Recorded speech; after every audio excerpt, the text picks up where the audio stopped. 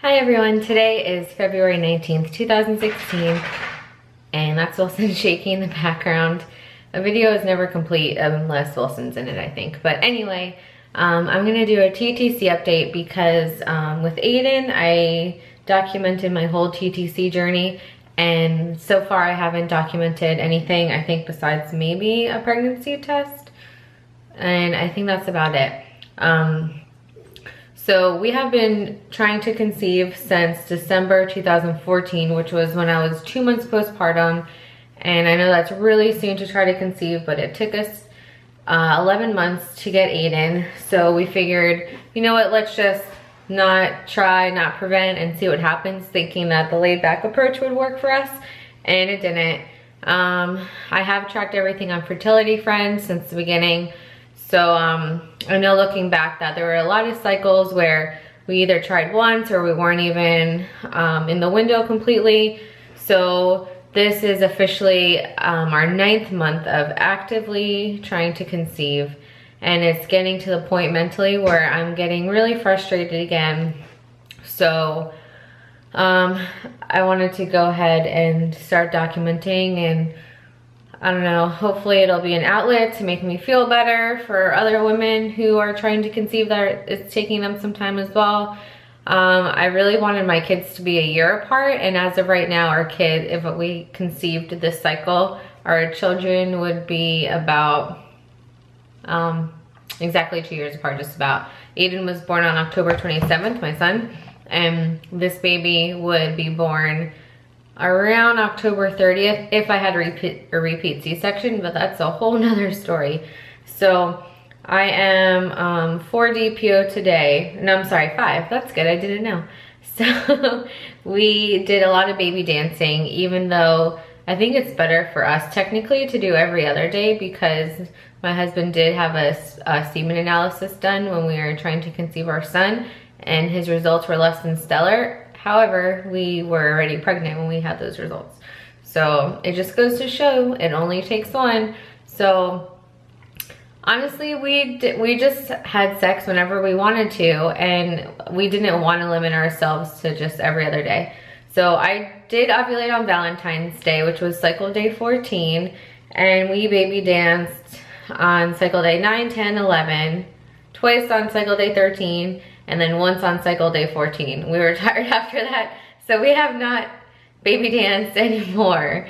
But I did get EWCM on cycle day 17, and I know that I had ovulated already, and from what I researched, that could have meant an increase in estrogen, which is a good sign for some women. I'm not gonna take it as anything, I'm gonna see what happens, because I also have been taking Vitex. This is my 2nd month now, and I like these because they're liquid. It says liquid phytocaps. I'll just take one out. I don't know if you can tell, but it's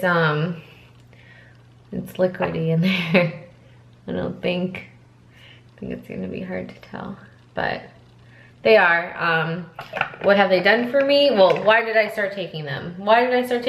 The reason is because I am a spotter. I always spot before my cycle.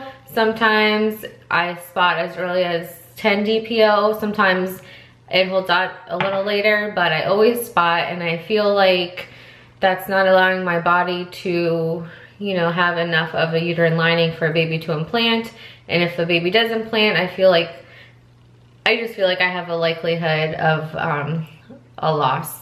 And this is just what I think. I went to the doctor for my annual, and he wasn't worried about it, but he also wanted me to start cycle day 1 as when I was spotting, and I don't believe that, so I just didn't do that. I don't think doctors are always right, because they're not. And yes, they're doctors, but you know, I feel like when you're a TTCer, sometimes you've just have done more research than a doctor has. So, you know, I'm gonna count cycle day 1 as flow, which is what most people do. And Fertility Friend, as you know, if you use Fertility Friend, they count cycle day 1 as full flow as well. And I also started this new app called Glow. I don't know how I feel about it. I like how it tells you, for instance, if you see, it tells you your your percentage of getting pregnant each cycle or each day. But I think that it was pretty wrong for me because it said that my best day was 2 days before, so cycle day 12.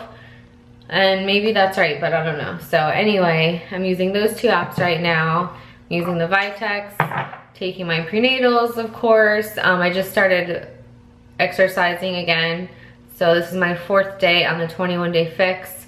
So I hope that that helps me out. And really, I feel like the only positive of not being pregnant each cycle is having the opportunity of getting in better shape. So that's really it for now. I did take a pregnancy test last month because I did think I was pregnant. I had some symptoms.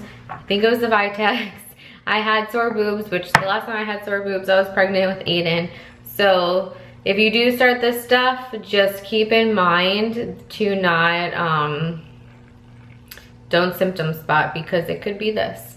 And I do like it because it regulates you naturally. So we'll see what happens. And my husband is also taking fertile aid. Is that how you say it? Fertile aid. Right now I call them penis pills, honestly, so I kind of forgot what they're called, but they're from Fairhaven Health, and I bought them when I was pregnant and didn't know it yet. So thankfully the bottle wasn't expired, so my husband is using those as well. So we will see, fingers crossed. I'm going to be testing in 9 days, as long as AF doesn't show. So keep your fingers crossed for me. My fingers are crossed for you if you're trying to conceive as well. Thank you so much for watching, and I'll see you guys in my next video. Bye.